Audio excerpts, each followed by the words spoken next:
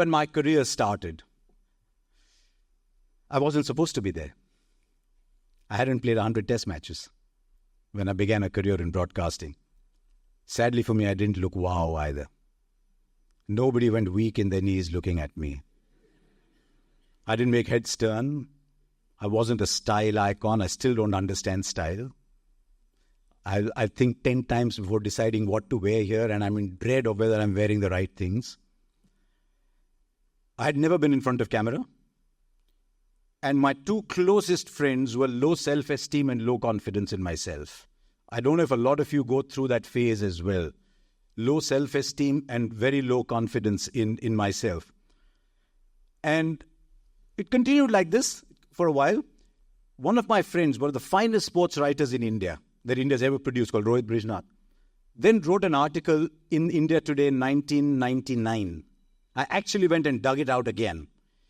And by 1999, actually, I've had a couple of very good tours of Australia. I've done a book on my tour of England. I'm a columnist now, so you'd have thought, right, this guy's okay, he's sorted in life. No, I'm still racked by self-doubt, self-esteem. I didn't tell him that. And yet his article said, astonishingly, he still believes he is lacking, that he is an imposter of sorts, a self-esteem so low and so obvious that his producers say his weakness is he doesn't believe he's good. I saw the positive behind that line, that somebody thought I was good. But, you know, as time went along, it wasn't just me. Anita too was defined by who she wasn't. Anita came here very, very into quantitative methods. She was very, very good at mathematics and statistics. So good that when our children were growing up and couldn't understand integration by parts, it troubled her enormously. And I had to tell her, sorry, they got their father's genes. I didn't get mathematics the way I got a few other things, and she just got mathematics. And then when the children were growing up, she set up a little shop on her own, but she could not do quantitative research.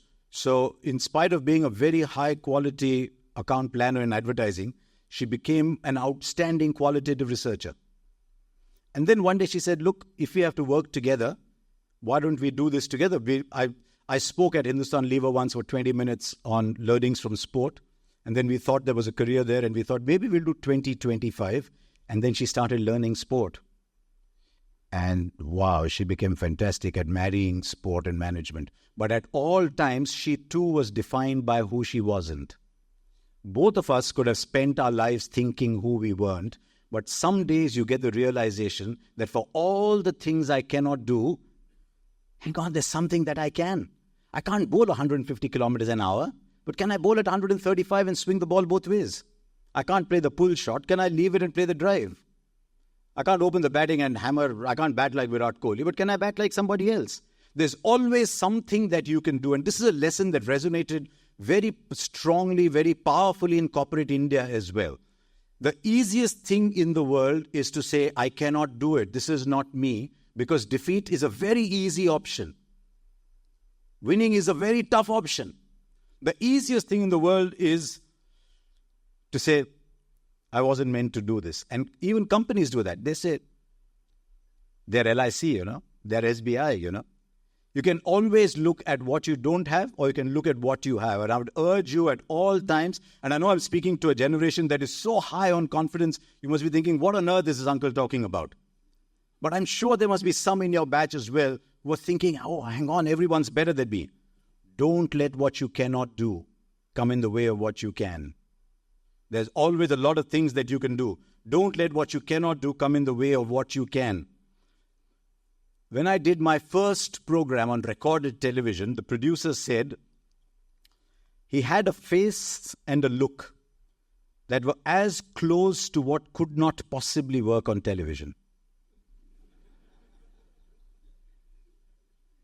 But always, the producer said, he listened, he learned, he improved.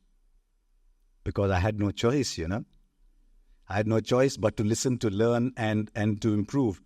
But as I said, there's always something you can do. And many years later, there was a producer, almost a benefactor of mine, who kept showing me peaks that I did not know existed because I had very narrow vision. I didn't believe in myself. And he believed in myself much more than I did. He would point me peaks. He would show me things that he thought I could do and I thought I didn't. And he said in a different interview, he said he has a special warmth that comes through the lens, as does his love for the game. I didn't even know that there was a warmth that was generating out of me and getting into living rooms of people. And maybe that is what people were looking at. Maybe that is why I got the breaks. I don't know. Maybe that is why I got the breaks. Maybe decent, weirdly dressed people can still have a career in television. You don't have to shout. You don't have to scream. You don't have to be rude. You don't have to be abusive. When you're on television and people switch on and watch you, they are inviting you into their house. They have the option of not inviting you, but they choose to invite you when they switch on and watch your program. When they choose to invite you, you must behave in their house like you're a guest in their house. Do you go to somebody's house and start screaming wildly and abusing people? Do you? And yet we do that every evening at 9 o'clock. That is why I think my career is coming to an end. We're going to be doing a lot of interesting things on this channel, so do like, do subscribe. I look forward to hearing from you.